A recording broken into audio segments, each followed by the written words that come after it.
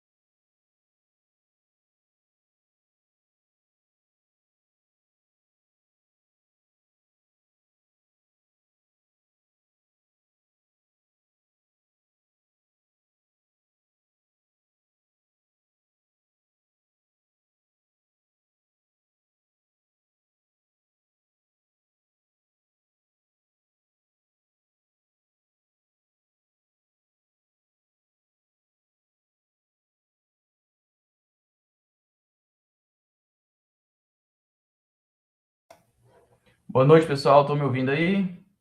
Tive um problema aqui no som, mas acho que resolveu. Certinho, né? E a tela tá aparecendo aí também, bradiarritmias? Não, Sim? agora não.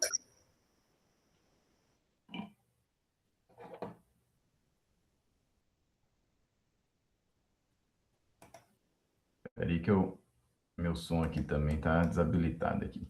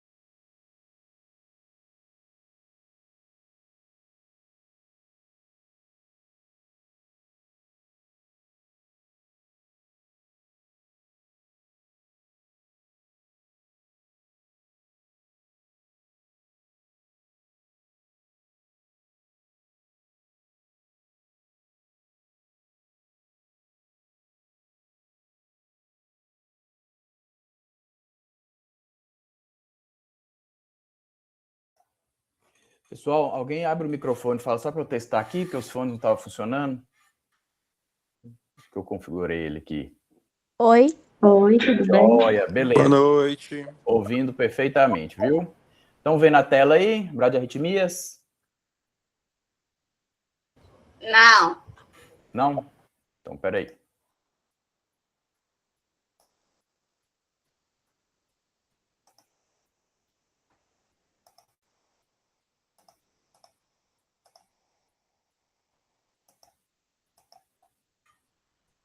Agora foi? Tá indo, eu acho. Tá Foi. indo. Foi. Agora Olha. Certinho aí? Todo mundo vendo? Sim, professor. Ó, então hoje nós vamos ver a aula de bradiarritmias, viu? É um assunto bem importante, né? Porque, de certa forma, é frequente no nosso dia a dia, tanto em um consultório quanto numa emergência, né? E traz repercussões importantes, né? A depender da frequência cardíaca e das comorbidades que o paciente tenha, né? Então, o primeiro conceito que a gente tem que ter, aliás, antes disso, as bradiarritmias, então, que são arritmias de frequências baixas, são as que a gente indica os marca-passos, né? Então, a gente tem os marca-passos aqui definitivo, que é esse que coloca, esse aqui é um geradorzinho, né, do marca-passo definitivo, essa partezinha é colocada debaixo da pele, no subcutâneo, e esses fiozinhos são direcionados, né, através da veia cava até chegar no ventrículo direito. E esse gerador vai dando estímulos, né, elétricos por dentro do coração e fazendo com que esse coração se contraia, né, seja estimulado e levando a contração conforme a programação dele, né, a frequência cardíaca programada, tá? Esse estímulo dentro do coração, gente, não dói, viu? Não machuca, o paciente não sente nada, né? Essa pontinha aqui, ó, ela fica impactada no ventrículo esquerdo, desculpa, no ventrículo direito, e aí dispara a atividade elétrica e percorre todo o coração, levando a contração. Esse é um marca-passo definitivo, né? Que é quando o paciente ele tem uma bradicardia que é sintomática, irreversível, né? Não tem uma causa assim que a gente conseguiu reverter, a gente implanta esse marca-passo definitivo. Esse aqui, ó, é um gerador externo do marca-passo, tá? Então, ele é usado nas emergências, quando o paciente chega muito bradicárdico, e aí com sintomas, né, com síncope, hipotensão, choque cardiogênico, até parada cardíaca, né?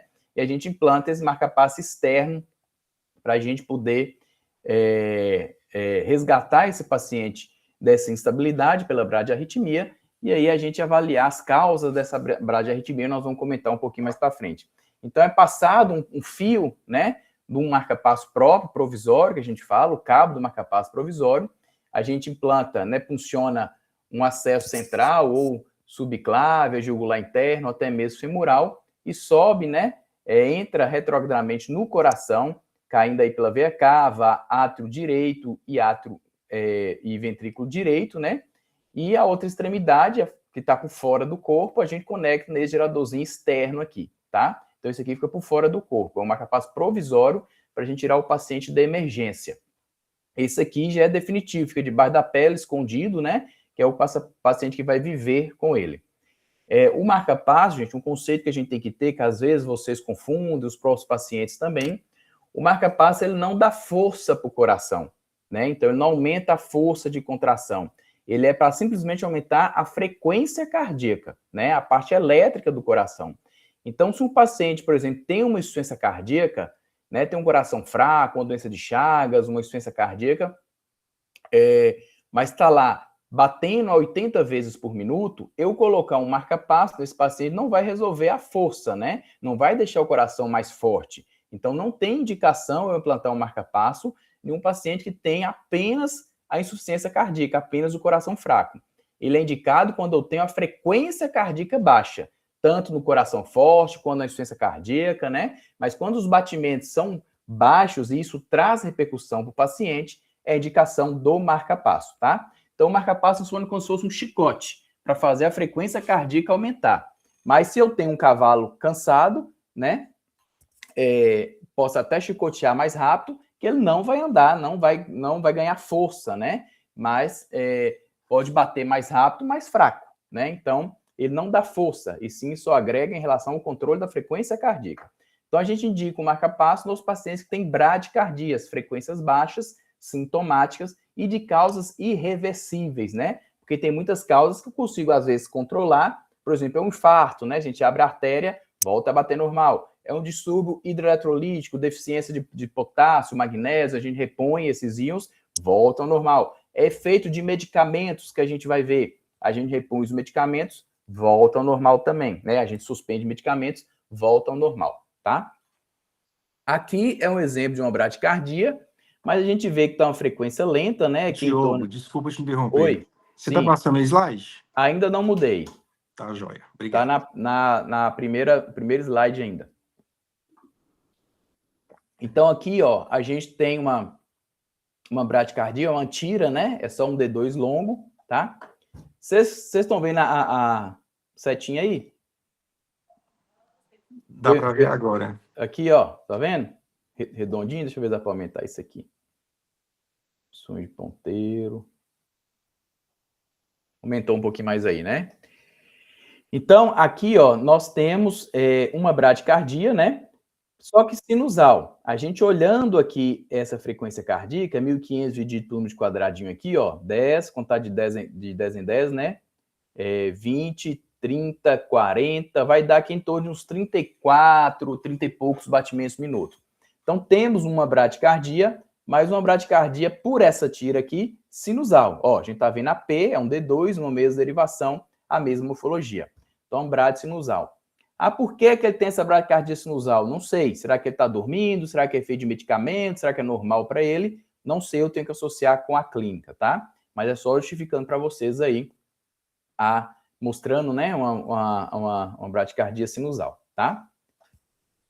Agora sim, passei. Mudou aí? Sim.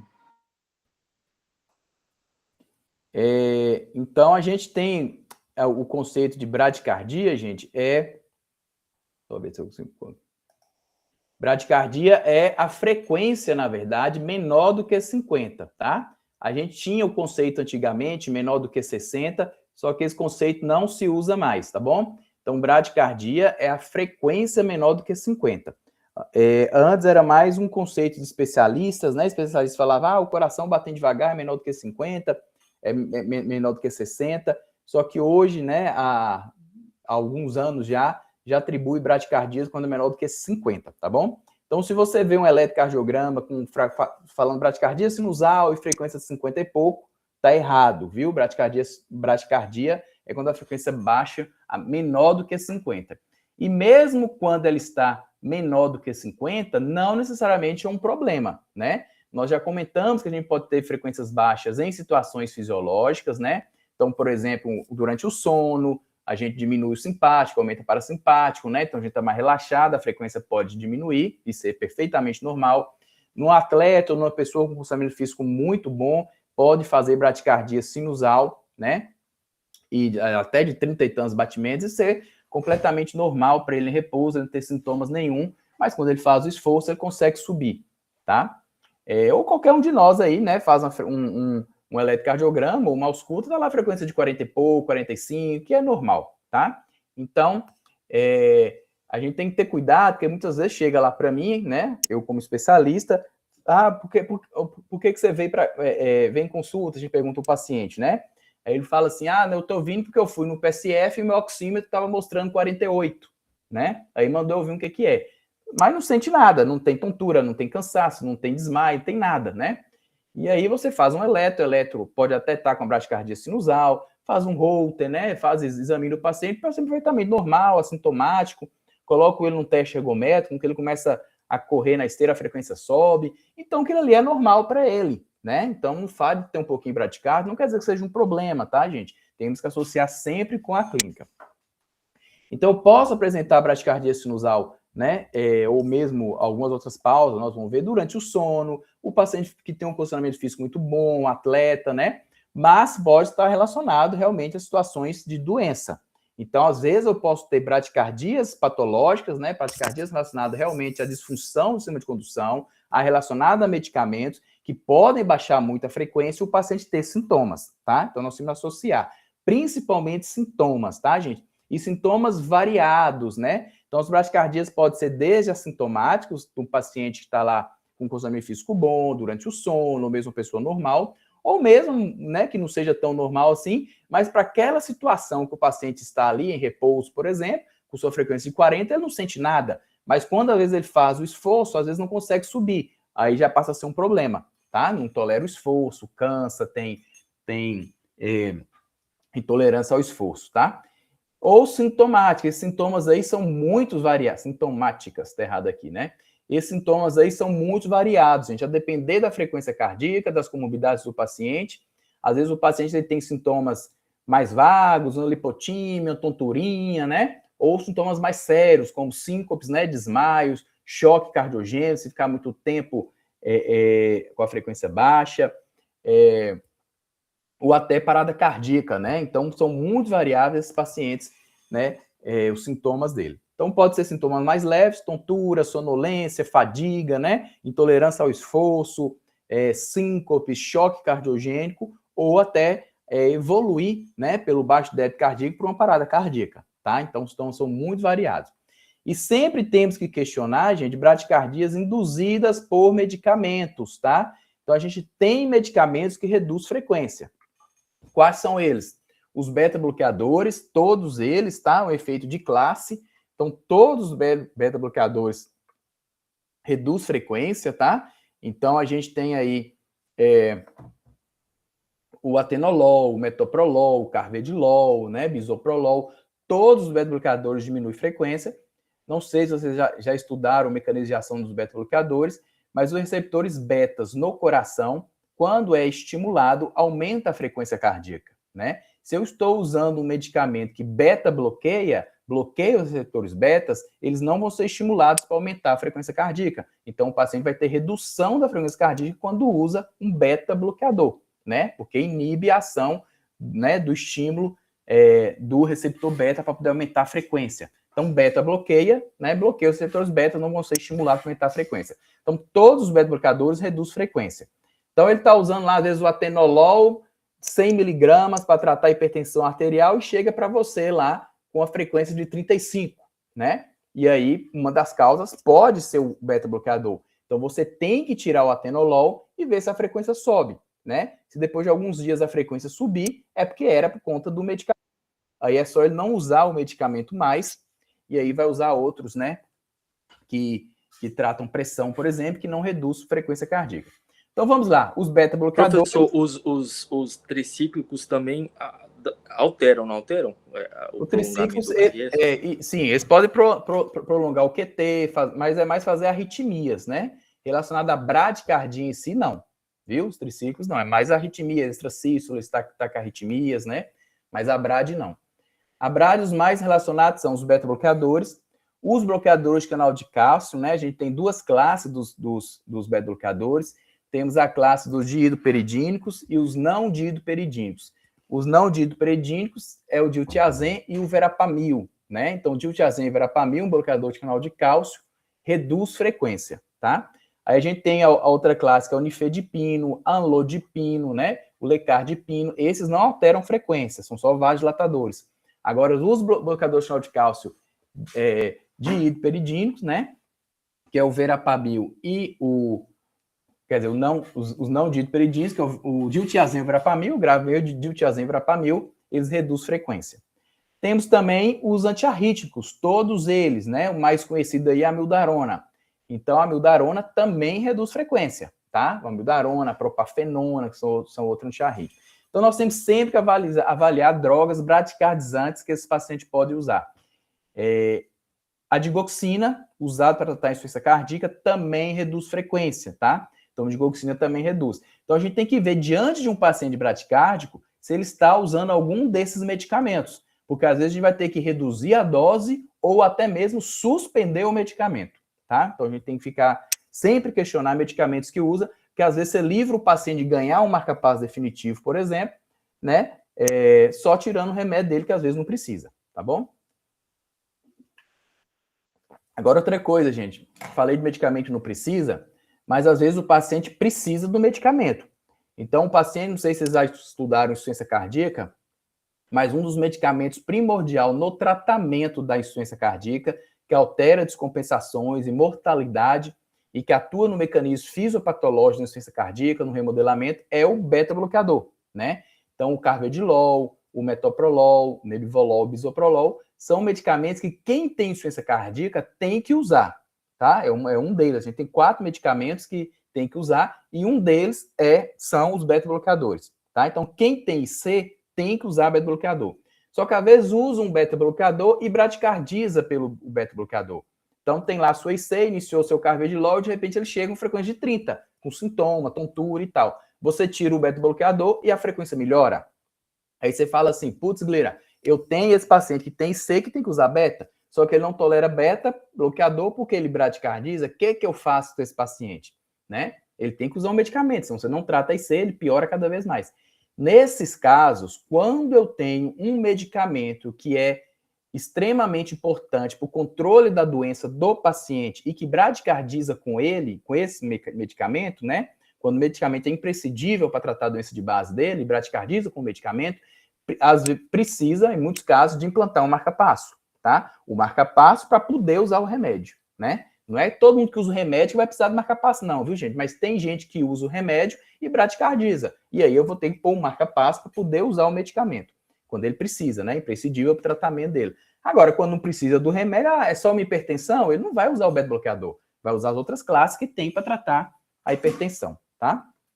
Então, é uma das indicações do marca-passo é quando precisa de um medicamento imprescindível, né, a vida desse paciente, e que esse medicamento, porventura, bradicardizar ele, vai precisar de um marca-passo para poder usar esse medicamento, tá?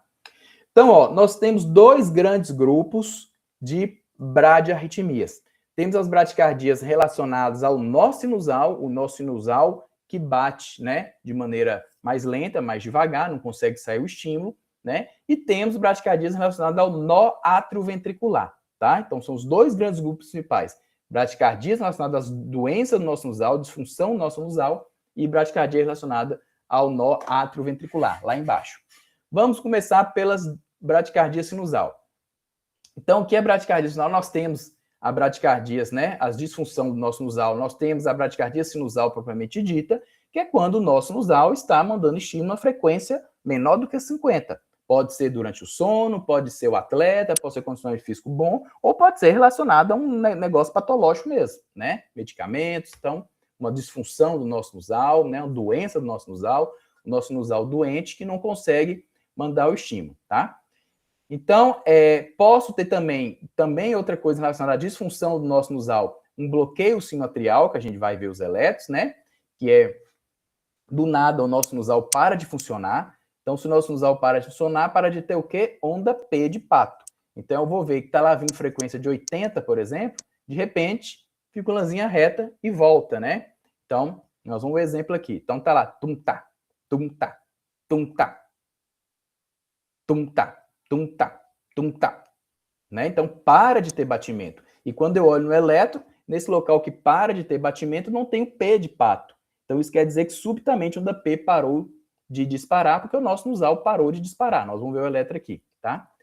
E temos essas 2 alterações que são extrínsecas ao nó sinusal. Na verdade, são influenciadas por toda uma alteração mais complexa, né? Que não consegue estimular, ou o nó sinusal não consegue responder de maneira adequada, né? Temos a hipersensibilidade do seio carotídeo. Nós comentamos do seio carotídeo no paciente que tem taquicardia paroxística supraventricular e que a gente controla, né, essa TPSV comprimindo o seio carotídeo, né, que é na região cervical, vocês estão lembrados disso. Então, tem pacientes que têm essa região muito hipersensível e qualquer manipulação na região cervical, o paciente bradicardiza e tem sintomas, tá? Então, é chamado de hipersensibilidade do seio carotídeo. Então, tem homens, por exemplo, de só usar o gilete, né, de fazer barba e raspar na região cervical, ele, desmaia, né? Ou então de usar gravata, né, terno, com colarinho apertado no pescoço, pode também desmaiar, né? Mulheres usar gargantilhas, né, também pode às vezes desmaiar, só porque manipula a região cervical. Em casos extremos da hipersensibilidade do seio carotídeo, dependendo do que o paciente come, só a manipulação da musculatura da deglutição na região cervical também bradicardiza, ele, desmaia, né? Então, isso é uma hipersensibilidade do seu carotídeo, e quando você estimula esse seu carotídeo, dá um reflexo vagal que vai fazer com que o nó sinusal diminui seu estímulo patologicamente, tá? E aí o paciente tem sintomas por conta disso. Mas isso é extrínseco, né? Então tem a ver com a inervação parasimpática, com o estímulo vagal, que traz bradicardias associadas à hipotensão inapropriadas, tá bom? Então, tem pacientes que a gente manipula o seu carotídeo, né? Ele manipula e desmaia do nada, né? Então, esses pacientes que têm isso, a gente tem que orientar ele, evitar manipular, né? O seu carotídeo, pacientes que, às vezes, homens, né? Que faz barba, fazer laser, né? Depilação a laser, para não ter que ficar fazendo barba, né?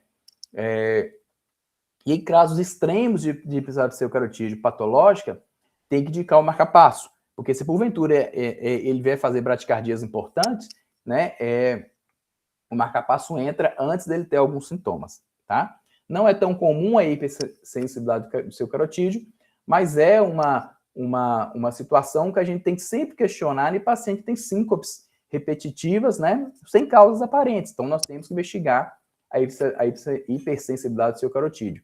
E existe um exame para isso que é chamado de tilt test, tá, gente? Tilt escreve assim, ó, tilt, é tilt, tá? Deixa eu apagar esse trem aqui.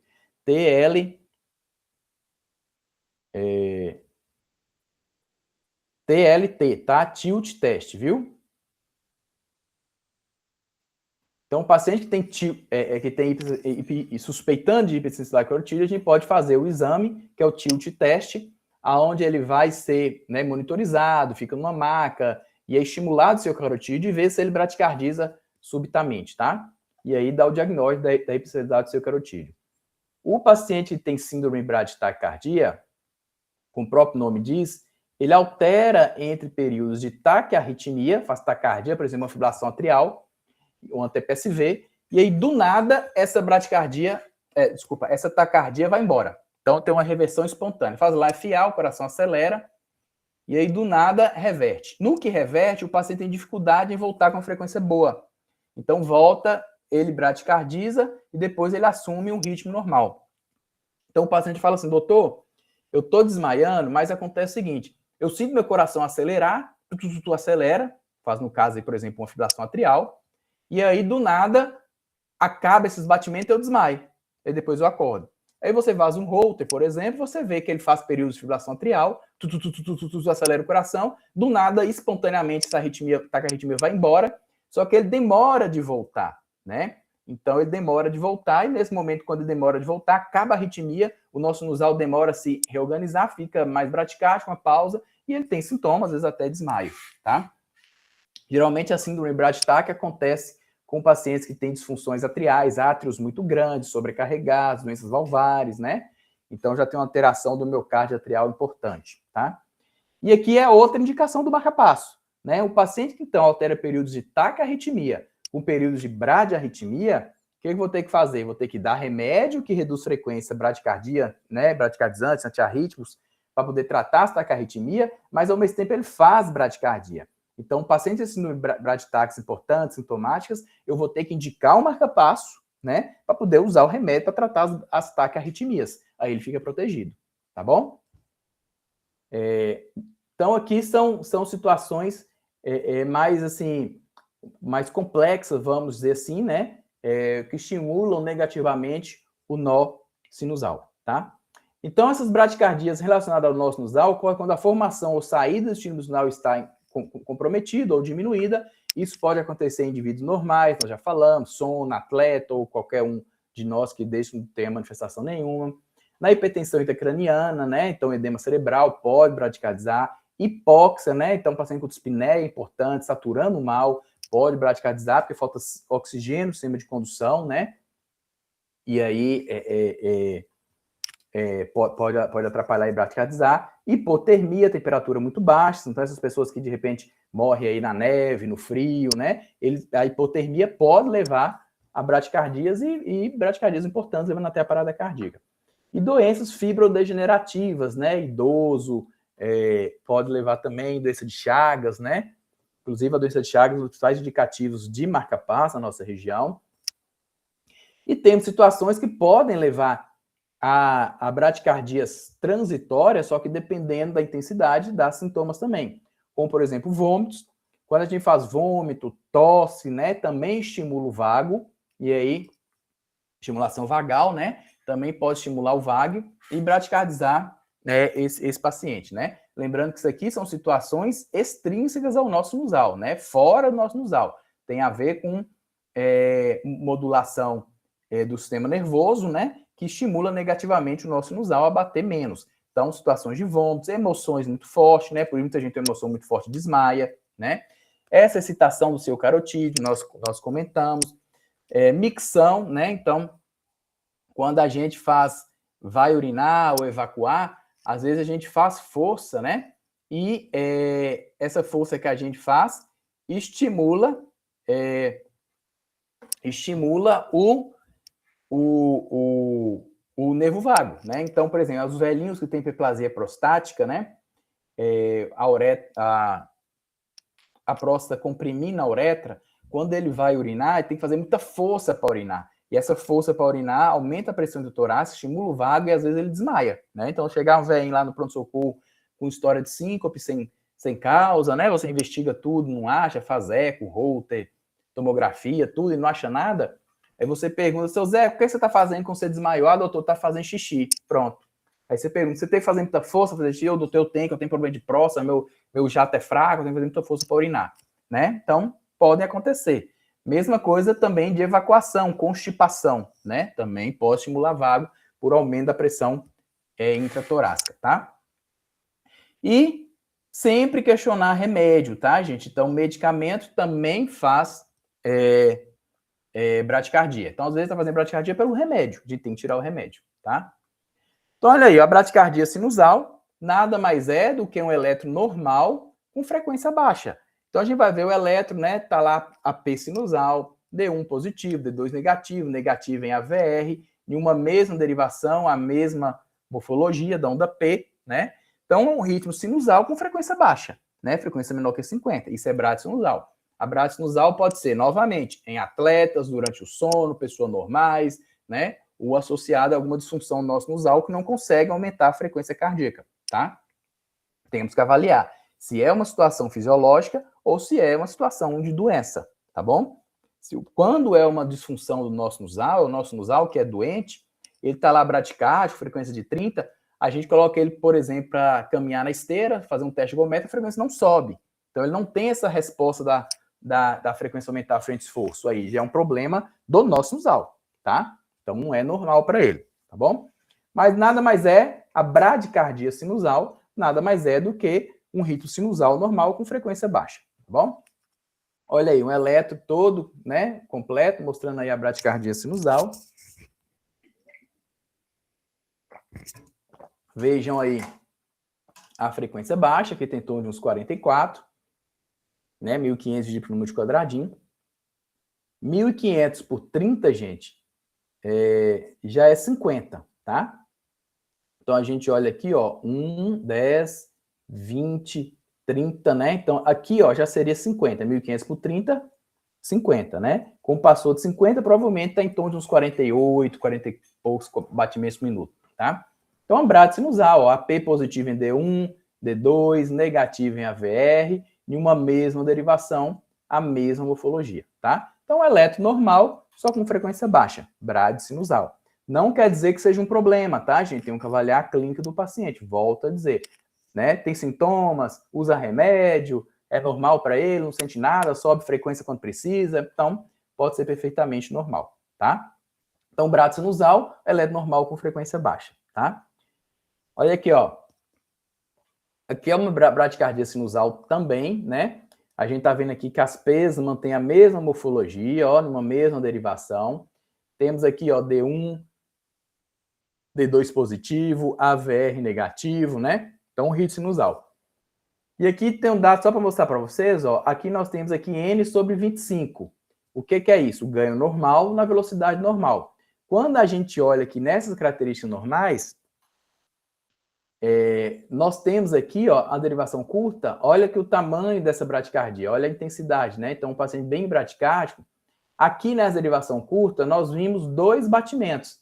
Quando eu vejo as outras, por exemplo, quando o paciente está tão bradicárdico, ele não conseguiu pegar mais batimentos nessas configurações. Então, eu fico sem saber que bradicardia que é, o que está acontecendo. Então, eu posso fazer um eletro modificado, que é isso que a gente está vendo aqui embaixo, ó. Aqui ele modificou N sobre 2, então ele diminuiu o ganho e mexeu na velocidade para caber mais batimentos nesse traçado aqui, tá? Mas veja bem, eu não vou calcular todos os dados aqui que eu quero, frequência cardíaca, tamanho de ondas, baseado nisso aqui, a não ser que eu transforme, tá? Porque, por exemplo, se eu fizer 1500 dividido por 1 de quadradinho aqui, vai dar uma frequência boa. Mas não é essa a frequência exata, não é 1500 vou ter que usar, aqui 1500 é a 25 milímetros por segundo, tá? Então, a frequência minha real é essa aqui. Aqui eu modifiquei para eu ver um ritmo, né? Para caber mais tempo e ver o que está acontecendo. E aqui eu vi que é um ritmo regular, né? Sinusal, tá? Então, só essa observação aí. Você vê que a configuração modificou para caber mais. Mais um bradisinusal, tá? Aqui.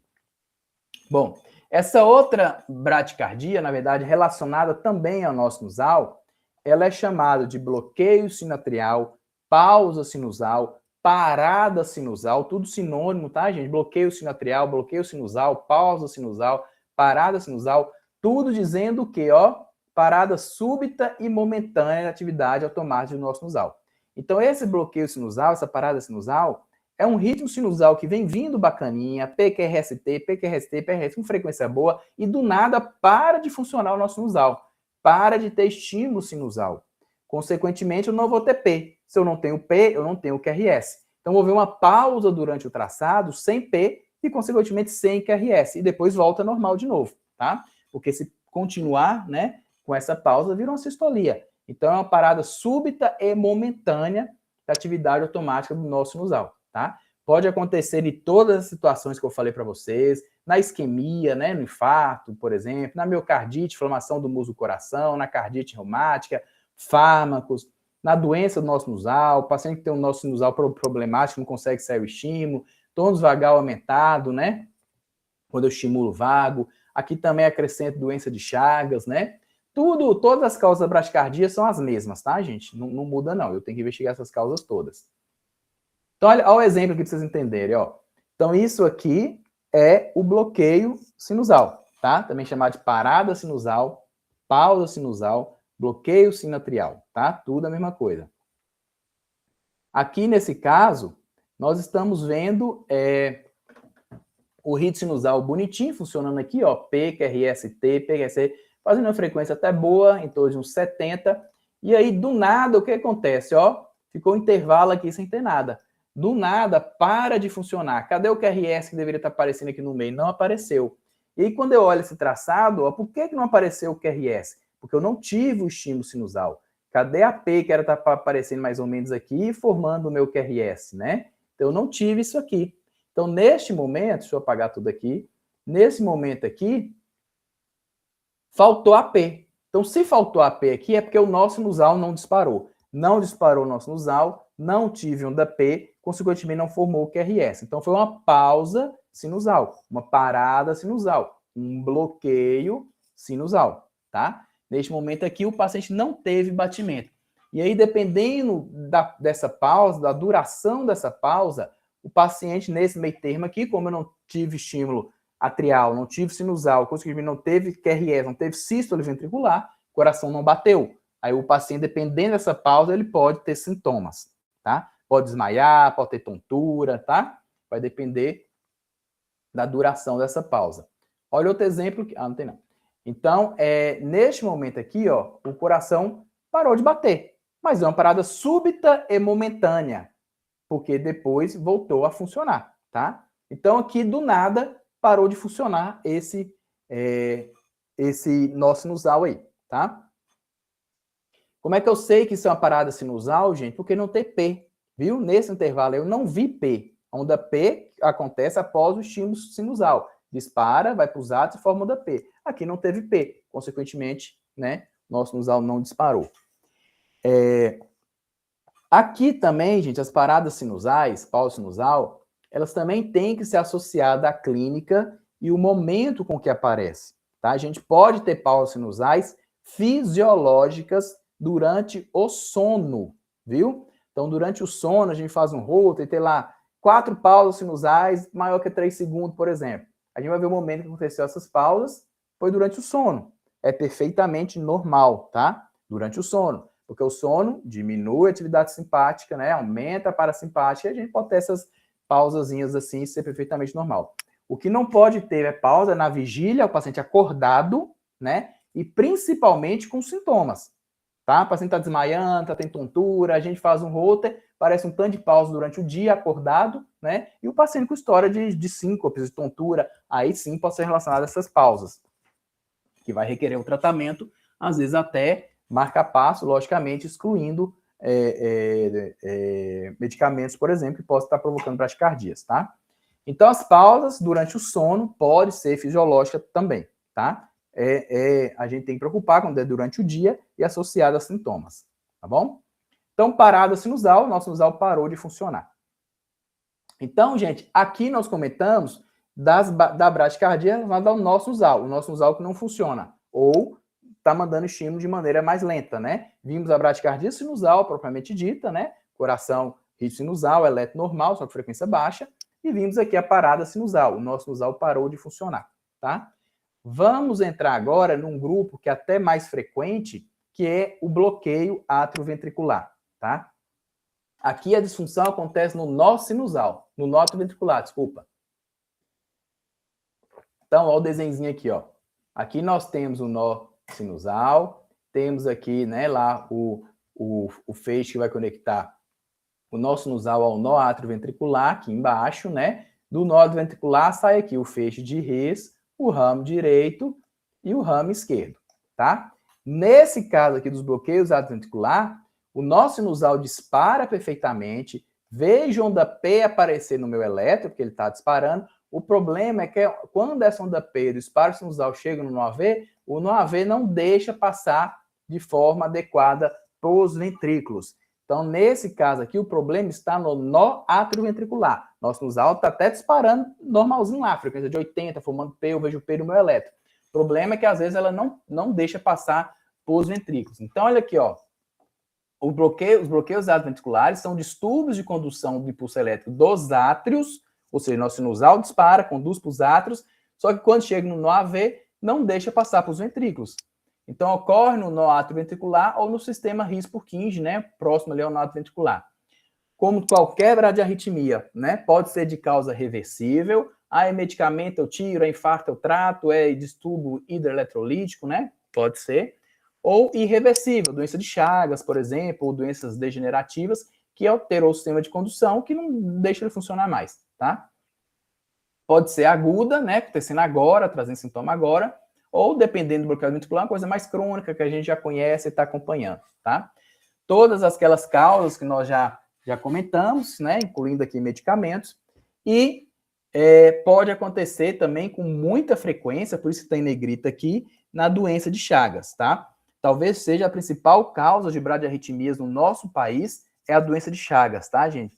Chagas destrói o sistema de condução, faz fibrose e predispõe a ter bradiarritmias. Inclusive, uma das principais indicações de marca-passo na nossa região é a doença de Chagas, tá? Então, doença de Chagas faz distúrbio de condução. Aliás, doença de Chagas faz qualquer coisa no seu eletro, viu? Se você estiver lá querendo dar um diagnóstico diferencial, o que pode causar isso no seu eletro?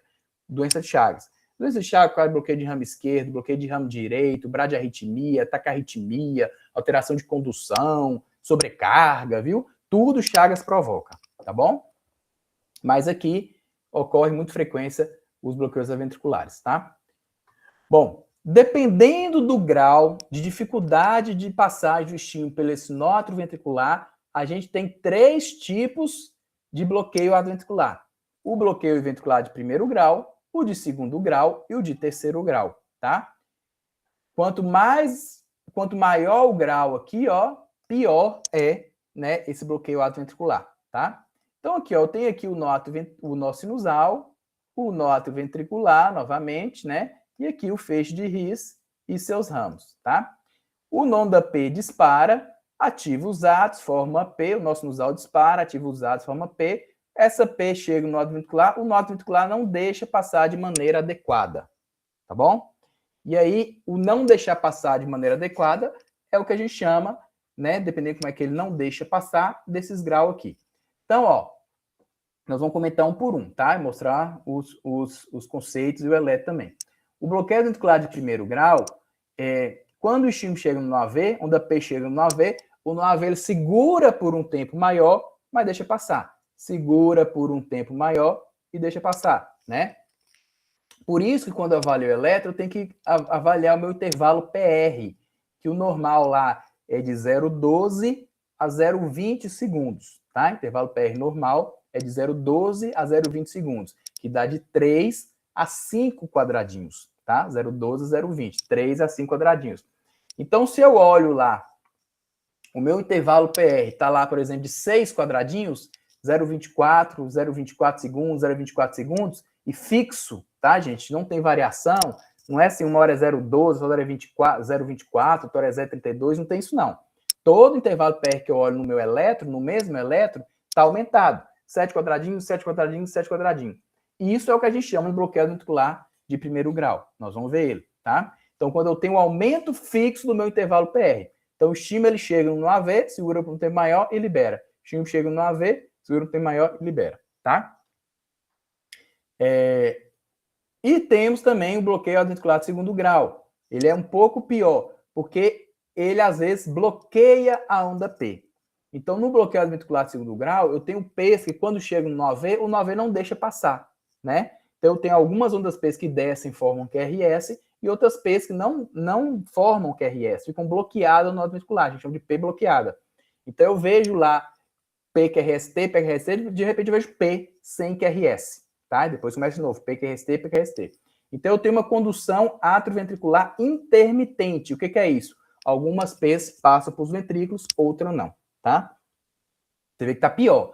No BAV de primeiro grau, é apenas o intervalo PR aumentado. E fixo. Todas as P's geram QRS, nós vamos ver, tá? Bloqueio ventricular de primeiro grau, todas as P's geram QRS. Já o de segundo grau, não. Eu tenho algumas P's que conduzem e outras não, tá?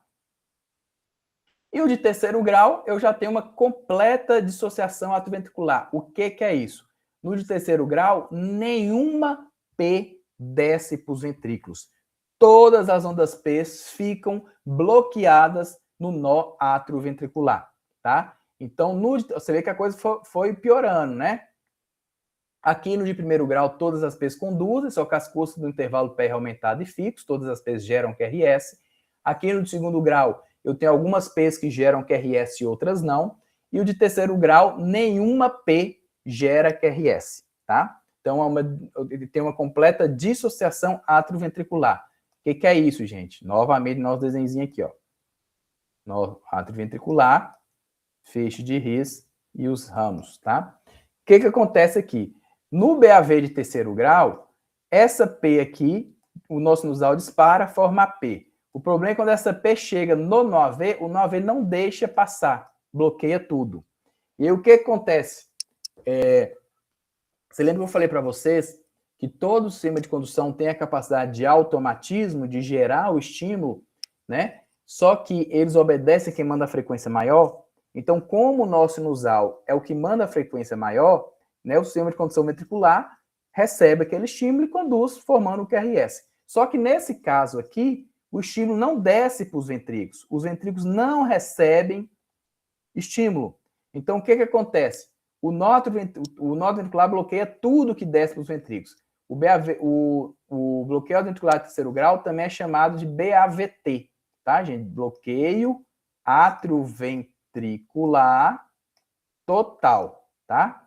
Então, também é chamado de BAVT, bloqueio ventricular total. Porque aqui, o nó ventricular bloqueia totalmente os estímulos atriais. Então, o que acontece? O nó ventricular bloqueia tudo e o sistema de condução fala assim, ó. Ô, ramo direito, ramo esquerdo, meu amigo, ó, não tá chegando nada aqui pra gente. Né? O nó AV tá barreirando tudo lá em cima, não tá deixando passar nada pra gente. Como é que nós vamos fazer? Vamos liberar a nossa capacidade de gerar estímulo. Vamos liberar o nosso automatismo. Então, os ventrículos começam a gerar, o sistema de condução ventricular começa a gerar os QRS que vai aparecer lá. Mas não são QRS vindo da P. Não tem nada a ver. Deixa eu apagar essa confusão aqui. Não tem nada a ver com aquele estímulo que veio lá de cima. Então, eu tenho lá o nó sinusal e o nó AV barreirando tudo, e o sistema de condução começa a liberar meu estímulo. Então, aqui em cima, nos átrios, eu tenho a P, que é provocado pela origem atrial, só que essa P não desce para os ventrículos. Então, o sistema de condução que vai fazer o meu QRS, tá? Então, eu vou aparecer um QRS lá que não é do estímulo sinusal, não tem nada a ver com os átrios, é formado pelo sistema de condução ventricular. Por isso se chama dissociação atrioventricular, está dissociado. Eu tenho P sendo produzido pelo nó sinusal e QRS sendo conduzido pelo sistema de condução ventricular. Um sem nenhuma relação com os outros. Então eu tenho P, por exemplo, caindo em tudo quanto é lugar. Uma hora P cai em cima do QRS, outra hora P cai em cima da T de tatu, outra hora P cai longe, outra hora cai perto, né? Sem relação nenhuma com os QRS. Por isso chama dissociação atrioventricular. E uma outra característica também é que, como são QRS originados nos ventrículos, né? O nosso QRS é um QRS alargado. Você lembra que eu falei para vocês que tudo que origina nos ventrículos alarga QRS? Então eu vou ter QRS esquisitos, né? Nós vamos ver no BAVT. Justamente porque esses QRS são originados nos ventrículos. Então, no bloqueio ventricular total ou de terceiro grau, eu tenho P's produzido pelos átrios e QRS produzido pelos ventrículos. E, na maioria das vezes, essas P's têm frequências boas. Eu vejo P's caindo lá no meu elétrico, frequência de 70, 80, 90, né? 60. E os QRS gerando lá, por exemplo, 35. Né? Então, e isso é uma dissociação. Né? Está dissociado, está batendo diferente. Átrios, uma frequência até boa, e lá embaixo, frequência 35. Porque por mais que os ventrículos geram um estímulo lá, né, do bloqueio ventricular, mas o sistema de condução ventricular não consegue gerar frequência boa. Então, gera, por exemplo, frequência de 30, 35, né? Frequência baixa, não consegue gerar alta. Por isso que o BAVT faz bradicardia, tá? Porque os QRS, o estímulo de condução ventricular, a capacidade de gerar estímulo dele não é alta, né? Então, vai ficar mais baixa. Mas vamos ver um por um, que a gente vai definir isso aqui de novo. Ó, então, bloqueio atrioventricular é o aumento do intervalo PR em valor fixo. Então, eu vou contar meus quadradinhos lá, vai estar lá, por exemplo, um exemplo, tá? 7 quadradinhos, 7 quadradinhos, 7 quadradinhos, 7 quadradinhos. Mas todas as P's conduzem QRS, tá, gente? Isso é um dado importante. No bloqueio ventricular de primeiro grau, puro e simples, eu não tenho P bloqueadas, tá? Todas as P's geram QRS, tá bom? Não existe P bloqueada no meu eletrocardiograma. Todas as P's geram QRS, tá? Então, eu vou ver no meu eletro lá, né, a P, um intervalo PR prolongado. Eita, vou pôr a caneta aqui, apagar tudo. Então, eu vou ver a onda P.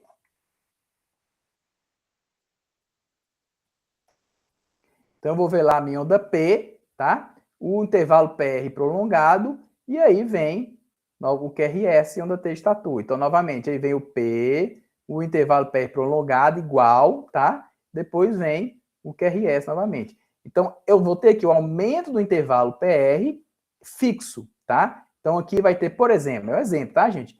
0,40 segundos, 0,40 segundos, né? Pode ter lá, não sei, né? 10 quadradinhos, não sei, né? Então, eu vou ter aqui 10 quadradinhos, 10 quadradinhos, 10 quadradinhos. Essa P dispara, segura por um tempo maior no AV e depois deixa passar para os ventrículos, formando o QRS, tá? Pode acontecer em todas aquelas situações que eu falei, lembrando, né, dos beta-bloqueadores e outras drogas bradicardizantes. Então, olha aí o BAV, ó, de primeiro grau. Todas as P's geram QRS. Então, esse QRS, ele vem dessa onda P. Só que as Q's só no intervalo PR aumentado, tá? Se eu contar aqui, ó, vai dar mais ou menos 1, 2, 3, 4, 5, 6, 7, né? Começando aqui um pouquinho mais para cá, ó. Aproximadamente 7 quadradinhos, tá? Quando eu olho aqui, ó, 1, 2, 3, 4, 5, 6, 7 também. Aproximadamente também 7 quadradinhos. Então, 7 quadradinhos, 7 quadradinhos, 7 quadradinhos. Aumento do intervalo PR em valor fixo. Não existe onda P's bloqueadas, tá? Gente, um dado interessante, que às vezes o pessoal confunde, apesar da gente estar na aula de bradiarritmia, né, arritmia de frequência baixa, o bloqueio atrioventricular de primeiro grau não provoca bradicardia, tá bom? Entendam isso? O bloqueio atrioventricular de primeiro grau não provoca bradicardia. Por quê? Porque ele obedece à frequência de disparo da onda P. Como todas as P's conduzem, tá? Ele vai fazer a frequência que o nosso sinusal estiver mandando, só que às custas de um intervalo PR aumentado. Inclusive, eu posso ter... Isso aqui também é um ritmo sinusal, tá, gente? O nosso sinusal está disparando. Só que quando chega no 9V, o 9V segura por um tempo maior. Inclusive, eu posso ter até uma taquicardia sinusal, frequência lá de 100, 115, né? Com um BAV de primeiro. Então, quando eu olho o intervalo PR, o intervalo é aumentado, tá? Então, ele vai fazer bradicardia se o nosso sinusal tiver bradicárdico. Então, ele obedece, né, o nosso sinusal, porque ele deixa passar a frequência do nosso sinusal, tá? Então, o bloqueio auricular de primeiro grau é simplesmente o aumento fixo do intervalo PR. Todas as P's conduzem QRS. É benigno, não causa sintomas, justamente pelo fato de todas as P's conduzirem QRS, formarem QRS. Então, ele vai fazer a frequência do nosso sinusal, tá? Das P's. Mas já demonstra o quê? Qual que é a importância disso? Que já demonstra que eu estou com um problema no nó atrioventricular, tá? O nó atrioventricular já não está batendo direito, né? Não está deixando passar o estímulo adequadamente, está segurando por um tempo maior e pode evoluir para os outros, para o de segundo ou de terceiro grau, tá? Então, ó, o bloqueio ventricular de primeiro grau, todas as P's conduzem, só que as custas do intervalo é aumentado e fixo, tá? Intervalo PR. O segundo grau eu já vou apresentar onda P bloqueada, tá? Então, já vou ter P, não sei o que vale esse trem. Eu já vou ter onda P bloqueada. O que é isso? P sem QRS, tá? Então, já vai aparecer para mim P bloqueada, ondas P sem QRS, tá bom?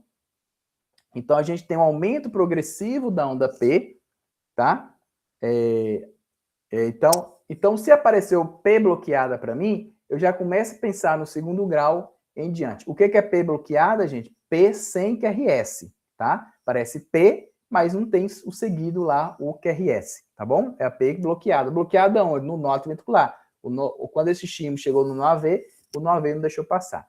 Então, se eu vejo P bloqueado, eu já começo a falar do segundo grau em diante. O do segundo grau, eu tenho dois tipos, tá, gente? Eu tenho o bloqueio ventricular de segundo grau tipo 1, chamado de MOPS 1, ou fenômeno de Wenkeba, tá? Wenkeba foi quem descobriu isso. E tenho também o bloqueio ventricular de segundo grau tipo 2, ou MOPS 2, eletrocardiográficamente é diferente. Então, eu tô lá, eu vejo o meu eletro, vejo uma onda P bloqueada, uma P sem seu QRS, só da P perdida lá. Aí pode ser o segundo grau adiante. O de segundo grau tipo 1, o que que fala? Eu vejo a P bloqueada, ó, eu tô olhando aqui esse intervalo aqui, de repente eu tive um aumento maior desse intervalo aqui. Neste momento não tive QRS, alguma coisa aconteceu. Quando eu olho aqui, ó uma P aqui, ó, pertinho do onda T tatu, eu tive uma P que não gerou QRS. Então, não é de primeiro grau, porque primeiro grau não tem o P bloqueada, né? Todas as P's conduzem QRS. Pode ser um de segundo grau em diante. Se for um de segundo grau tipo 1, o que acontece? Eu vejo a P bloqueada, tá, gente? Presta atenção aqui. Vejo a onda P bloqueada. Antes da onda P bloqueada, eu vejo um aumento progressivo do intervalo PR, tá? Então, o bloqueio ventricular de segundo grau MOPS 1 ou tipo 1 tem P bloqueada, tá? Se antes dessa P bloqueada eu enxergar o intervalo PR aumentando progressivamente, né? É o que a gente chama de tipo 1. Então é como se ele avisasse, falasse assim, ó, meu intervalo PR tá 12, ó, tá 0,16, ó, tá 0,20, ó, 0,23, tô aumentando, ó, 0,24, ó, vou bloquear, bloqueei, né? É como se ele avisasse que vai bloquear. Então ele aumenta progressivamente, né, até que bloqueia. Aqui a gente está exemplificando 2 batimentos, esse aumento, mas pode ser lá 20 batimentos. Aumenta lá 1/10 de um quadradinho a cada batimento, aumenta um pouquinho, vai aumentando um pouquinho, até que bloqueia, tá? Então pode demorar aí 10 batimentos a bloquear, 20 batimentos, 5 batimentos, vai depender do bloqueio ventricular de segundo grau, tipo 1, tá?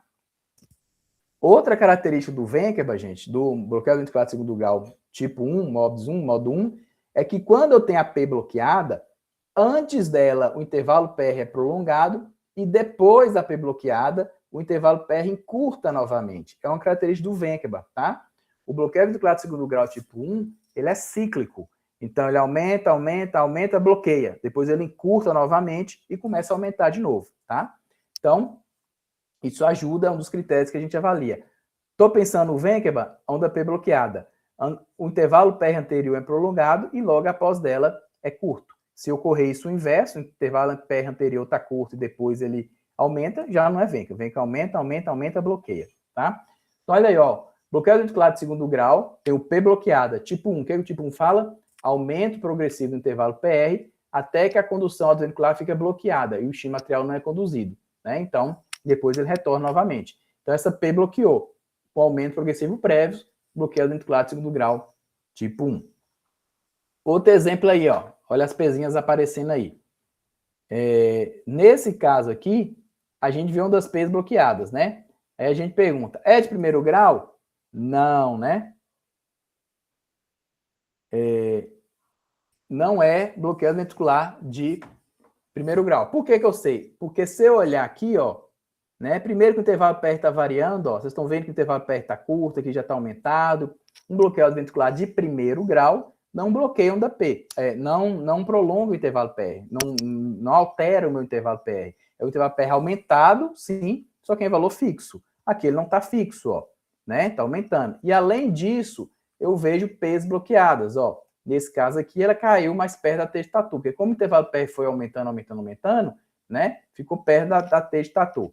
Então, nesse intervalo aqui, o que aconteceu? Ó, fiquei sem QRS. E por que que eu fiquei? Porque eu tive P que não gerou QRS. Opa, P bloqueada, né? Às vezes vocês confundem. Ah, mas isso aqui não pode ser morfologia da T de tatu? Não, não pode, porque aqui, por exemplo, ó, a gente não tem essa característica, né? A gente não tem essa outra ondinha aparecendo aqui igual está no outro, né? Se fosse uma característica da onda T de tatu desse paciente, a gente teria isso presente em todos os batimentos, né? Então, aqui foi intermitente. Então, essa aqui é a P bloqueada, tá? Aí, beleza, P bloqueada é de segundo grau em diante. Segundo grau tipo 1, o que acontece, né? Eu tenho P bloqueada. E antes da onda P, o intervalo PR é prolongado e depois ele encurta, tá? Então, é uma característica do Ventquebach. Se a gente observar aqui, ó, daqui em diante, a gente vê que está mais curto, aqui já está maior, aqui já está maior ainda, cada vez mais aproximando da T de tatu, né? Ó, e do nada, né? Não sei se essa aqui vai continuar, mas às vezes essa aqui até pode ter bloqueado, né? Não sei se continuasse o elétrico, tá? Então a gente vê aqui que eu tenho aqui aumento progressivos do intervalo PR, provavelmente mais para frente, ou mesmo até essa, vai bloquear se continuasse o elétrico, né? E aqui eu vejo a P bloqueada, intervalo PR anterior prolongado e depois curto, que é uma característica do bloqueio ventricular de segundo grau, MOPS1, também conhecido como fenômeno de Ventquebach, né? Ventquebach foi quem descobriu isso, tá? Olha outra letra aí, gente. Aqui já é um D2 longo, né? Ultra longo. Vocês verem que ele começa aqui, ó, tá? E termina aqui, vai continuando aqui embaixo, vai continuando, né? Então, ele vai continuando aqui para baixo, tá? A gente fez para poder aumentar mais tempo, né? Pegar mais tempo dessa atividade elétrica. Se for ela é de tira, né? Igual papel higiênico, vai ver uma tirona com mais tempo dessa atividade elétrica. Como esse aqui não é de tira, ele começa aqui, né? E continua aqui. Para quê? Para pegar justamente essa bradicardia aí, esse fenômeno de Ventquebach.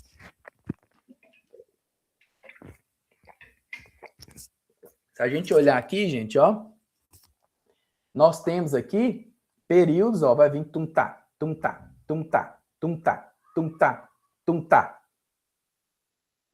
tum-tá, tum-tá, né? Nesse período aqui, ó, eu não tive QRS, não tive batimento. E por que que não teve batimento? Por que que não gerou QRS? Porque eu tive essa P aqui, ó, que não foi conduzida para os ventrículos. A P, ela foi bloqueada, tá? Então, essa P aqui foi bloqueada no nó atrioventricular. Quando ela chegou no nó atrioventricular, ela não gerou QRS, tá? Bom, se não gerou QRS, eu falo assim, tem P bloqueada aqui, tem uma pausa aqui. É um BAV de primeiro grau? Não, não é, porque BAV de primeiro grau não provoca pausa. É só o aumento físico do intervalo PR. Então, começa a ser de segundo grau em diante. Vejo P bloqueada, o intervalo PR anterior é prolongado e depois ele curta. Opa, característica do MOPS 1. Bloqueio ventricular de segundo grau, que tem P bloqueada, MOPS 1. Porque essa P bloqueada anterior é prolongado e depois curto. E se eu olhar aqui, ó, olha aqui, ó, a gente vai ver que tem um aumento progressivo. Ó, nesse caso aqui, ó, vem aqui tá maior, né? Cada vez mais aproximando da T de tatu, né? E provavelmente não, essa aqui bloqueou, ó, que a gente não vê o QRS, tá? Então aumentou, bloqueou, tá? Esse aqui, ó, pra você ver aqui como a gente vê isso bem nítido, ó. Tá aqui, né? Aqui, maiorzinho ainda, né? Esse aqui um pouquinho maior, até que essa aqui bloqueou, né? Ó, bloqueou, sem QRS, veja que ficou intervalo aqui. P bloqueado, intervalo anterior prolongado e depois curto, né? Característica do vêncula também, tá? Então, bloqueio ventricular de segundo grau, P bloqueada. E eu tenho o tipo 1. O que é que o tipo 1 fala? Se o intervalo aumentar e bloquear, é o bloqueio ventricular de segundo grau, tipo 1, tá? Outra Mercedes para ver o vêncula, onda P bloqueada. O intervalo PR anterior prolongado, depois curto. Gente, vocês me perguntam assim, ó. Ah, mas essa falta do QRS aqui pode ser uma parada sinusal? Vocês lembram? Bloqueio sinatrial ou parada sinusal? Não pode. Por quê? Porque aqui eu vejo P. Ó, o nó sinusal não parou de funcionar. O nó sinusal está mandando, está ativo, né? Então eu vi P. Na pausa sinusal, na parada sinusal, eu não veria essa P aqui, ó, né? Ficar ali asinha reta. Aí sim seria, né, a parada sinusal. Aqui eu não tive. Aqui o nó sinusal disparou, ativou os átomos, mas isso aqui não desceu para os ventrículos, tá? Então não é parada sinusal. Aqui eu tenho P bloqueada. Tá bom? Então, bloqueio ventricular segundo grau, P bloqueada, P sem QRS. Tipo 1, se a P bloqueada, se antes da P bloqueada, o intervalo PR estiver aumentando progressivamente, tá? Aumenta, bloqueia. E temos o bloqueio ventricular de segundo grau, o que é isso? P bloqueada. Tipo 2, o que é que tipo 2 fala? O tipo 2 já é repentinamente, subitamente a P bloqueia. Por que subitamente, repentinamente, gente? Porque no BAV de segundo grau, tipo 1, ele avisa, igual eu falei para vocês, estou aumentando, ó, estou aumentando, vou bloquear lá para frente, aumentei mais e bloqueia, tá? Aqui não tem o aumento prévio do intervalo PR, né? Progressivamente a gente tem. O intervalo PR está lá, fixo, tá, gente? Extremamente importante esse intervalo PR fixo para a gente avaliar o bloqueio ventricular de segundo grau, tipo 2. Então, eu tenho da P bloqueada com intervalo PR fixo, tá? É a característica do bloqueio ventricular de segundo grau, tipo 2. É o bloqueio ventricular, é o onda P bloqueado com intervalo PR fixo. Não tem o aumento progressivo do intervalo PR, mudança do intervalo PR, é fixo, tá? Então, aqui, ó, por exemplo, aqui eu vi a P bloqueada, né? Não teve QRS. Só que quando eu olho os meus intervalos PRs, olha aqui, ó, tá a mesma coisa. Aqui em torno de 1, 2, 3, né? 3,5 mais ou menos. Ó, 1, 2, 3, 3,5 mais ou menos. Então, mantém fixo o meu intervalo PR, não varia, né? Então, P's bloqueadas com intervalo PR fixo, bloqueio ventricular de segundo grau, tipo 1. Tipo 2, desculpa. P bloqueada com intervalo PR aumentando progressivamente antes dela, bloqueio ventricular de segundo grau, tipo 2. Tipo 1, desculpa, né? Então, tipo 1, onda P bloqueado, antes da P bloqueada, cadê meu desenhozinho? Onda P bloqueada, antes da P bloqueada, o intervalo PR aumenta progressivamente, bloqueio ventricular tipo 1. Tipo 2, P bloqueada. Quando eu vejo a P bloqueada, olho meus intervalos PR estão fixos, não variam, tá? Então, bloqueio ventricular de segundo grau, tipo 2. Olha aqui, ó. Então, a gente tá vendo aqui P bloqueada, ó. Essa bloqueou. Beleza. Ah, P bloqueada é bloqueio ventricular de primeiro grau? Não. Aqui eu já pulo fora de primeiro grau. Em primeiro grau não tem onda P bloqueada. É simplesmente o aumento fixo do meu intervalo PR, tá? Não bloqueio onda P. Se bloqueou onda P, é de segundo grau adiante. Segundo grau eu tenho tipo 1, que o tipo 1 fala, vejo a P bloqueada anterior, eu tenho intervalo PR aumentado, né? Aumenta progressivamente até que bloqueia. Quando eu olho isso aqui, não está acontecendo isso, né? Então, eu vejo a P bloqueada e os meus intervalos PR são iguais, fixo. Então, isso é uma característica de bloqueio ventricular de segundo grau, tá? A gente fala também BAV de segundo grau, a gente pode classificar um 2 para 1, 3 para 1, 4 para 1, o que é isso? São nomenclaturas que a gente encontra, né, que os colegas falam, que eu tenho que comentar para vocês. Nesse caso aqui, por exemplo, é um 2 para 1. O que é isso? 2 ondas P's para 1 QRS, né? 2 ondas P's para 1 QRS. Pode ser um 3 para 1, ó. 3 ondas P's, né? Uma P bloqueada, outra P bloqueada, e essa conduz, tá? Um exemplo. Então, pode ser 1, 2, 3 para 1 QRS. Pode ser 4 para 1, vai depender da gravidade, ó. 1 bloqueada, 2 bloqueada, 3 bloqueada, e essa conduz, tá? Quanto mais P's bloqueadas uma atrás da outra, pior é essa bradicardia, porque fica mais tempo sem QRS, né? Então, esse aqui é um 2 para 1, né? 2 ondas P's para 1 QRS, tá? Pode aparecer fixo, igual a gente tá vendo aqui, ó, essa relação fixa, né, desse bloqueio, ó, uma conduziu, uma bloqueou, uma conduziu, uma bloqueou, uma conduziu, uma bloqueou. Ou pode aparecer do nada também, ó, conduziu, conduziu, conduziu, bloqueou, né, conduziu, conduziu, tá bom? Olha aqui um 2 para 1 também, ó. Tô vendo aqui, ó, aqui é V1, tá? A P com duas fases, ó. P conduzida, P bloqueada. P conduzida, P bloqueada, tá? P conduzida, P bloqueada. Então, vem mantendo o padrão, tá? Essa regularidade de bloqueio. Pode acontecer, mas pode ser também conduziu, conduziu, conduziu, conduziu, bloqueou, conduziu, conduziu, né? Bloqueou. Então, pode aparecer também subitamente isolado. Ah, é um bloqueio ventricular de primeiro grau? Não, porque tem P bloqueada. Bloqueio ventricular de primeiro grau não bloqueia onda P. Ah, pode ser segundo grau diante do TP bloqueada? Pode ser segundo grau. Só que quando a P é de segundo grau, tem o tipo 1 e tipo 2. O que é que o tipo 1 fala? Tem a P bloqueada. Anterior dela, anterior ao bloqueio, os intervalos PRs aumentam progressivamente até que bloqueia. Beleza, é o tipo 1, tá? Outro macete do tipo 1 também, além de aumentar progressivamente e bloquear, é o V de AP bloqueada. Intervalo PR anterior está prolongado, depois encurta. Fala a favor do fenômeno de Ventkelman, bloqueio ventricular de segundo grau, tipo 1, tá? E o tipo 2, o que é? AP bloqueada, o intervalo e onde conduz o intervalo PR é fixo, tá? Muito importante, tá, gente? Onde conduz o intervalo é fixo. Olha esse aqui, por exemplo, é um 3 para 1, ó. Aqui conduziu, aí vem bloqueou, bloqueou, conduziu. 3 ondas P's para 1 QRS, né? Quanto mais P's bloqueado, ó, 3 para 1, 4 para 1, 5 para 1, quanto mais P's bloqueadas, uma atrás da outra, pior é a bradicardia. Mas sempre lembrando, isso aqui é um bloqueio ventricular de segundo grau também, tá, gente? P's segundo grau tipo 2. Aparece P's bloqueadas, mas, ó, o intervalo PR é constante, tá? Então, não varia o meu intervalo PR. Veja os P's bloqueadas, mas o intervalo PR é fixo, tá?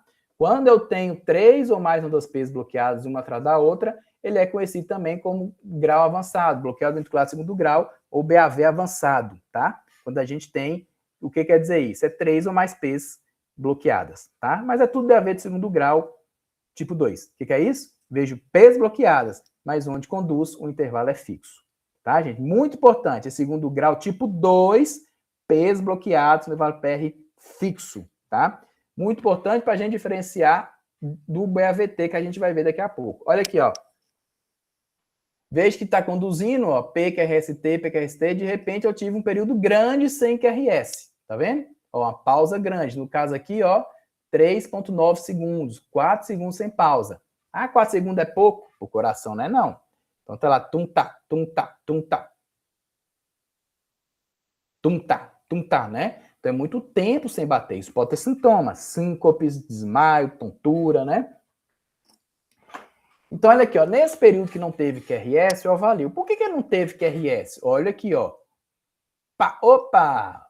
Pá, opa! Então, teve P que não conduziu. Por que eu sei que isso é P, gente? Primeiro, tem morfologia junto a P, né? Disparatrial. E segundo, ó, que é igual a essa aqui, ó. Tá vendo? Mantém a mesma morfologia. Gente, os bloqueios ácidos ventriculares são... A gente tem ritmo sinusal, tá? Então, a gente tem ritmo sinusal. Então, a gente acaba falando assim, ah... Qual que é o ritmo? Ah, bloqueio ventricular de segundo grau tipo 1, tipo 2, né? Tipo 3, que é o de terceiro grau, que é o BAVT. Mas todos o ritmo sinusal, o nosso sinusal está disparando. O problema é que esse nosso sinusal não desce, o estímulo sinusal não desce para os ventrículos, tá? Então, o que eu tenho, né? A gente pode dizer que tem um ritmo sinusal, mas tem um bloqueio atrioventricular de segundo grau tipo 2 associado, tá? Então, vamos lá, ó. É o tipo 1, aliás, é o de primeiro grau? Não. Por que não é de primeiro grau? Primeiro grau é simplesmente aumento do intervalo PR em valor fixo, tá? Não tem P bloqueado, aqui já tem P bloqueado, então já pura de primeiro grau fora. É um de segundo grau? Pode ser, que segundo grau tem P bloqueada. O segundo grau tem o tipo 1 e o tipo 2. O bloqueio ventricular de segundo grau tipo 1, o que fala? Vejo a P bloqueada. Intervalos PR anteriores estão prolongando progressivamente? Se tiver, sim. Aqui não está, ele está fixo, né? E quando outra característica de bloqueio ventricular de segundo grau tipo 1 é que quando eu vejo a P bloqueada, o intervalo PR anterior está prolongado e depois ele curta. Opa, aqui nem tem isso, tem P bloqueada. E o fenômeno de Wenck, o bloqueio ventricular de segundo grau tipo 1, ele não bloqueia uma P atrás da outra, tá? Ele conduz, aumenta, bloqueia. Depois ele começa de novo a conduzir. Então, veja, eu tenho ondas P's bloqueadas com intervalo PR fixo, tá? Ó, P's bloqueadas, né? P's que não geram QRS com intervalo PR fixo, tá bom? Quanto mais P's bloqueadas uma atrás da outra, esse é o 3 para 1, ó, 1, 2, 3 para 1 QRS. Quanto maior essa relação de P bloqueado uma atrás da outra, mais tempo sem QRS, né? Então, pior é essa bradicardia, tá? Então, bloqueio ventricular de segundo grau, tipo 2, nesse caso é um 3 para 1, também chamado de avançado, tá? Mas, ó, gente, muito importante, onde conduz é fixo, viu? E o último bloqueio ventricular que a gente tem é o bloqueio ventricular de terceiro grau, ou bloqueio atrioventricular total. Aqui, gente, como o próprio nome diz, todas as P's ficam bloqueadas no AV. O no AV faz uma barreira que não deixa passar nenhum estímulo para os ventrículos. E aí, aquele QRS que eu vejo são formados pelo estímulo ventricular que é liberado, né? Então, ó, o estímulo atrial não consegue chegar aos ventrículos, fica tudo bloqueado no atrioventricular, não existe relação entre a atividade elétrica atrial e a ventricular, ou seja, entre a P e o QRS, que aparece lá. Aquele QRS não tem nada a ver com a P de pato, né? A P originado pelo nosso sinusal que dispara ativa os átrios e o QRS originado dos ventrículos, porque essa P não desce para os ventrículos. Se não desce, libera a capacidade de ativação do sistema de condução ventricular. E aí, o foco abaixo da região do bloqueio, que é o nódo ventricular, né? Então, o nódo ventricular não funciona, abaixo dele começa a ter o ritmo. Então, esse QRS que estão aparecendo aqui, ó, não tem nada a ver com essas P's. As P's estão conduzindo uma frequência e os ventrículos em outros, né? E isso é através do bloqueio ventricular total. Todas essas P's que estão aparecendo aqui, elas estão bloqueadas no nódo ventricular. O nódo ventricular não está deixando passar nenhuma dessas P's e gerando esses QRS de origem ventricular. Os ventrículos abaixo do nó AV que liberam, né, o sistema de condução ventricular que libera esses QRS. Vejam que é um QRS com frequências bem mais baixas do que os átrios, né? Então, átrio fazendo frequência aqui, sei lá, de 80 e ventrículo fazendo aqui frequência de 30, né? E outra coisa também, gente, veja que essas P's estão caindo em tudo quanto é lugar, ó. Não tem relação nenhuma com o QRS, ó. Essa P que é o pé do QRS, essa caiu longe, essa caiu em cima do QRS, essa caiu na T de tatu, né? Então, anarquia doida dessas P's, que em tudo quanto é lugar completamente dissociado, tá? Então, eu tenho uma completa dissociação atrioventricular. Essas P's eu não encontro relação nenhuma com os QRS, tá bom? E eu tenho aqui, gente, para ficar didático, vou pôr entre aspas aqui, ó. Vou pôr entre aspas, nós temos aqui o intervalo PR variável. Por que entre aspas, gente? Porque, na verdade, isso não é intervalo PR, tá? Esse QRS não tem nada a ver com essa P. Então, não posso falar que é intervalo PR. A gente coloca, assim, que é variável para a gente poder didaticamente diferenciar o BAVT. Diferenciar de quem? Do bloqueio atrioventricular de segundo grau tipo 2. Porque, veja bem, eu olhando aqui, ó para você ver por exclusão, tá, gente? Vamos avaliar por exclusão. Deixa eu apagar tudo aqui. Vamos avaliar por exclusão. Ah, isso aqui é um bloqueio adventricular de primeiro grau. O que é que o primeiro grau fala? Aumento fixo do intervalo PR e não tem P bloqueada. Ó, aqui já tem 1, 2, 3, 4 P bloqueada. E meu intervalo PR, considerando isso aqui como se fosse o PR, não está fixo. Então, só de ter P bloqueado, já pula fora BAV de primeiro grau. Pode ser o de segundo grau? Pode. Segundo grau, bloqueio onda P. No bloqueio do segundo grau, eu tenho bloqueio ventricular de segundo grau tipo 1. O que é que o tipo 1 fala? Onda P bloqueada, anterior, intervalo PR aumenta, aumenta, aumenta e bloqueia. Aqui eu tenho um tanto de P bloqueado atrás da outra, então nem essa relação do intervalo PR anterior prolongado, né, aumentando progressivamente, tem, tá? Então já pula fora o bloqueio ventricular de segundo grau tipo 2. Tipo 1, desculpa. Aí você fala assim, ah, pode ser um tipo 2, vamos ver aqui, ó, 1, 2, 3, 4 para 1, né? Pode ser um bloqueio ventricular de segundo grau tipo 2, 4 para 1 avançado? Pode até ser. Mas qual que é o grande macete do bloqueio ventricular de segundo grau tipo 2? Olha lá, ó, intervalo PR constante, fixo, né? Quando eu olho aqui, esse meu intervalo PR, que eu considerei como intervalo PR, não está fixo, está variando. Então, eu tenho P's bloqueadas, uma atrás da outra, com o intervalo PR variando, tá? Então, isso não é o tipo 2, porque o tipo 2 deveria estar fixo.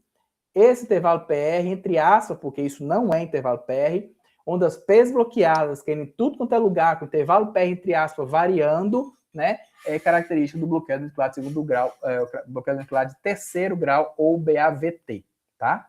Então, vejam das P's caindo em tudo quanto é lugar, sem relação nenhuma com esses QRS, de forma totalmente independente. Os átrios numa frequência, dado pelas P's, e os ventrículos em outras, dado por esses QRS, tá? Olha aí, ó. Vejo um eletrobraticático, né, frequência bastante baixa, e eu falo assim, vou olhar, eu vejo aqui, ó.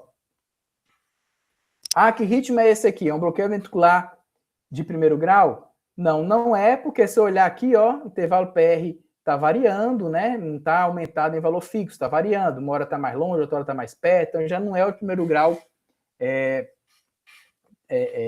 já não é o BAV de primeiro grau. Pode ser o de segundo grau? Pode, porque eu vejo P's bloqueadas, ó. Essa P não gerou QRS, essa não gerou QRS, beleza, pode ser o segundo grau. Tipo 1, o que o tipo 1 fala? Onda P bloqueada, né? O intervalo PR aumenta progressivamente até que bloqueia. Outro característico do Venteba, né? Do tipo 1.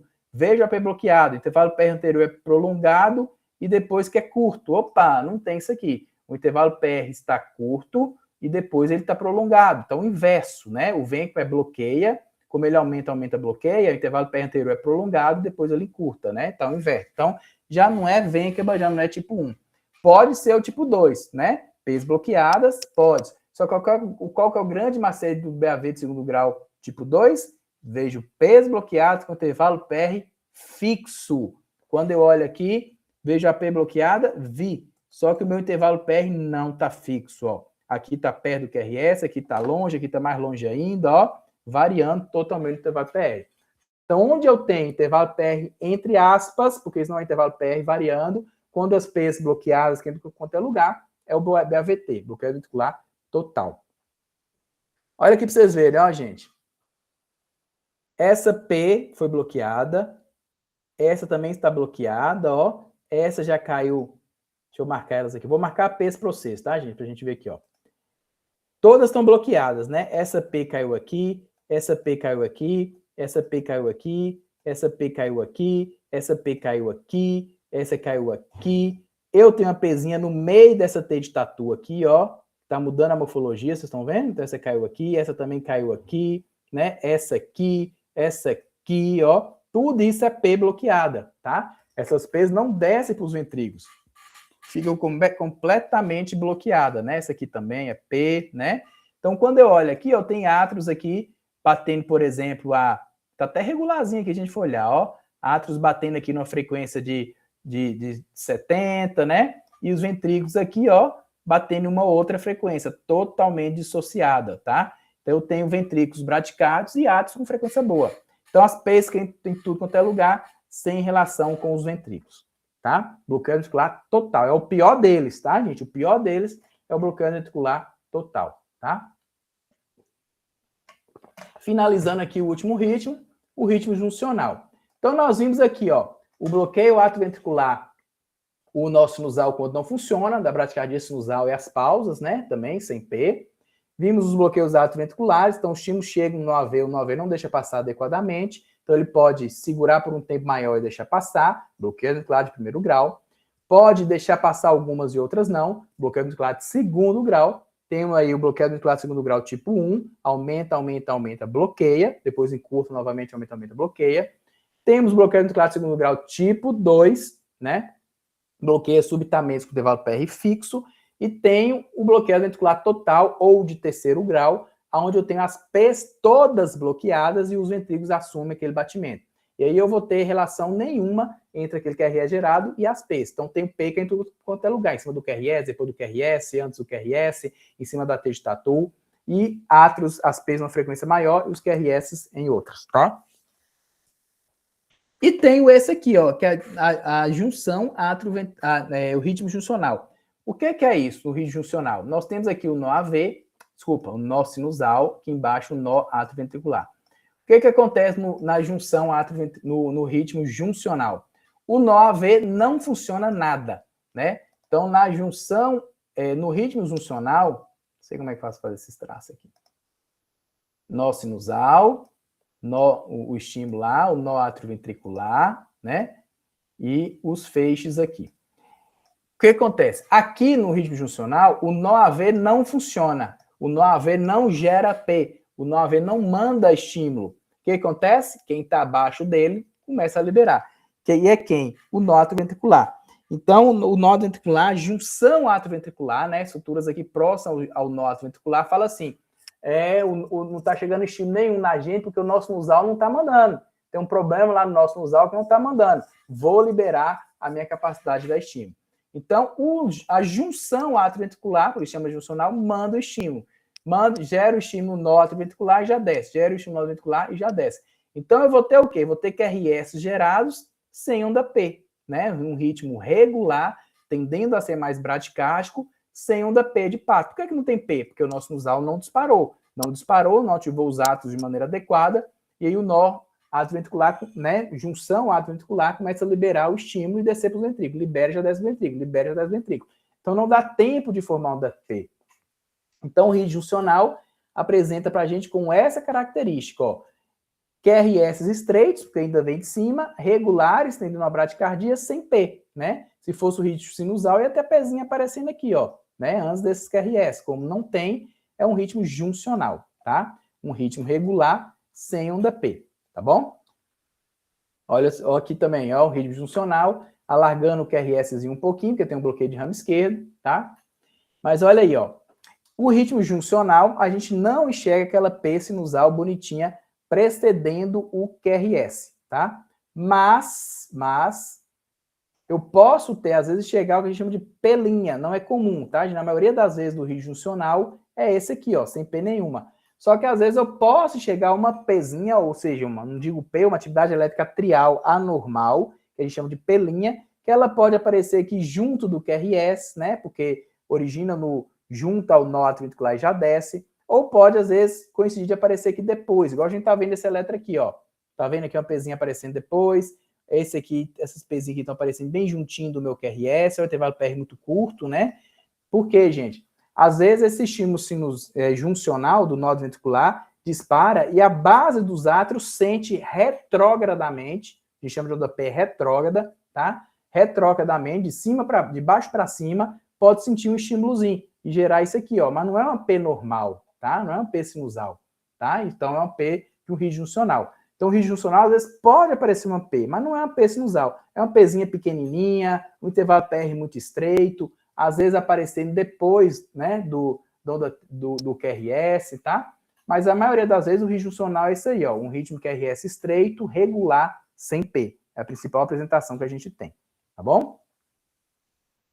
E finalizar mesmo aqui os marca-passos.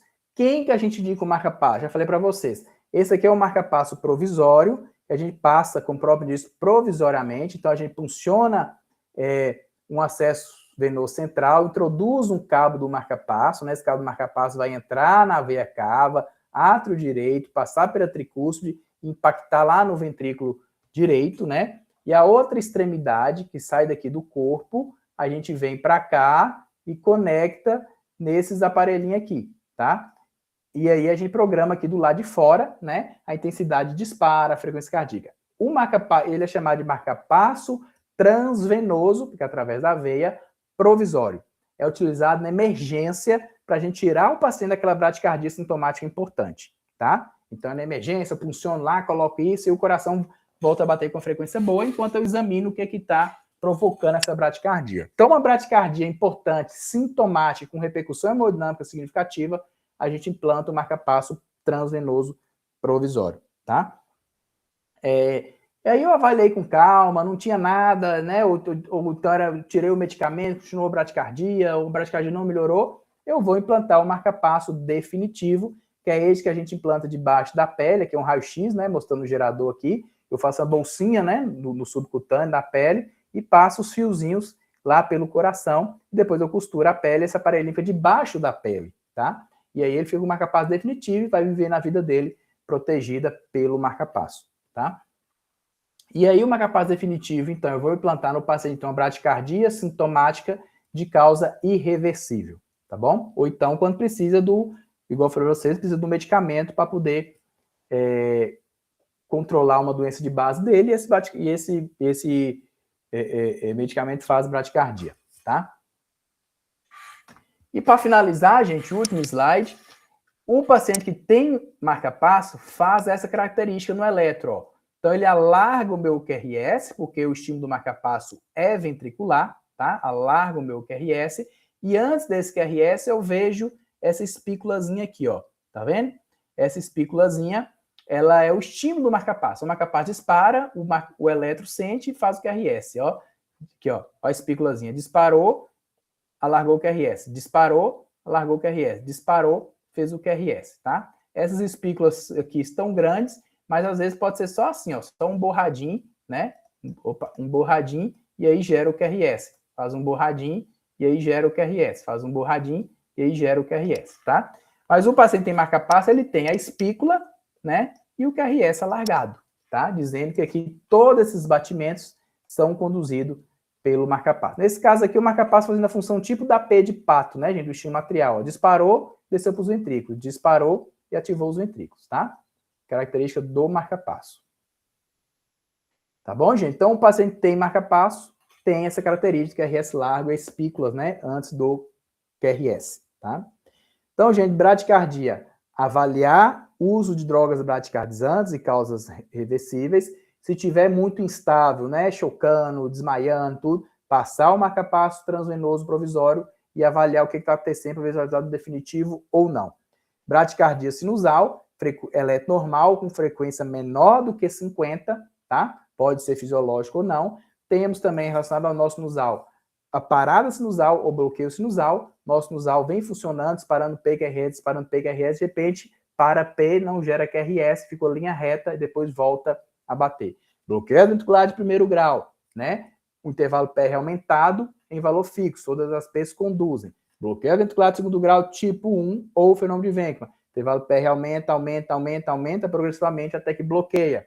Bloqueio ventricular de segundo grau tipo 2. P's bloqueadas, né, subitamente, com o intervalo PR fixo. Onde conduz, o intervalo PR é fixo. Algumas P's conduzem, outras vão bloquear. Mas onde conduz, é fixo.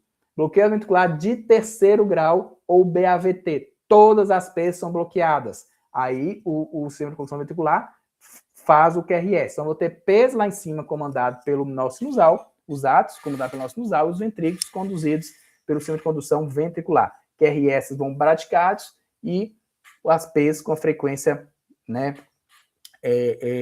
maior, tá? Então, eu vejo P's aparecendo, por exemplo, frequência de 80, os QRS frequência de 30, por exemplo, tá? E o rígido juncional, QRS regular, estreito, tendendo na bradicardia, e antes eu não vejo P, tá? Dizendo que o estímulo, o nosso sinusal não funciona, por isso não tem P sinusal, né? Origina no AV e já desce para os ventrículos. Tá bom? Certinho, pessoal? Pessoal, a prova tá tranquilinha, viu? É isso tudo que a gente falou mesmo, tem questão minha e de Deison, né? É baseado nos slides, no que a gente conversa e o que eu friso, né, bem para vocês, de forma até mais repetitiva, né? As coisas que podem cair ou não, as coisas mais importantes. E eu vou passar para vocês, vou mandar aí para a Ludmila um resumão para vocês, para lá, véspera de prova, assim, né? Domingo à noite, vocês darem uma olhadinha, né? E uma relembrada, tá? Mas não tem nenhuma pegadinha, não tem letra assim muito de pegadinha, não. É tudo assim bem grosseiro, mesmo para bater o olho e identificar, tá? Minha prova, então acho que mudou a prova, né? Dani me mandou aqui. Mudou para segunda-feira de manhã. Por causa do jogo. Isso. Quem vai picar para mim é Kátia, viu? A coordenação. Ela que sempre ficou segunda-feira, 8 horas. Ela que, quando eu não posso, ela pica para mim, tá? Mas é isso, gente. Estou à disposição, viu? Qualquer dúvida, estudando, pode mandar zap. Durante a vida e também acadêmico, profissional, se tiver alguma dúvida de elétrica, pode mandar também, viu? E sucesso aí para vocês, tá bom? Professor, eu queria agradecer em nome da turma pelas aulas nesse semestre, dizer que a gente aprendeu muito com o senhor e que a gente continue. Continua, a gente encontra aí. Rosa dos Ventos cai na prova, Ronan perguntando. Se cair, se eu pedir para calcular o eixo elétrico, eu coloco ela, viu? Então vai ter a imagem da Rosa dos Ventos para calcular o eixo lá, tá? Se eu for pedir, tá bom? Mas geralmente eu não peço, porque como a prova é baseada aí, né, como é que chama? Nem é do ENAD, né? Como é que é o negócio que chama? ENAD. É o ENAD. Então, como as provas, as questões têm que ser baseadas no ENAD, geralmente é casos clínicos, né? Então, eu vou pedir assim, calcule o eixo, não tem, né? Então, é baseado em casos clínicos, o paciente chegou assim assado, questão de tontura, frequência de tanto e tal, o eletro foi isso, né? O que tem no eletro, né? As coisinhas assim mais básicas mesmo, viu?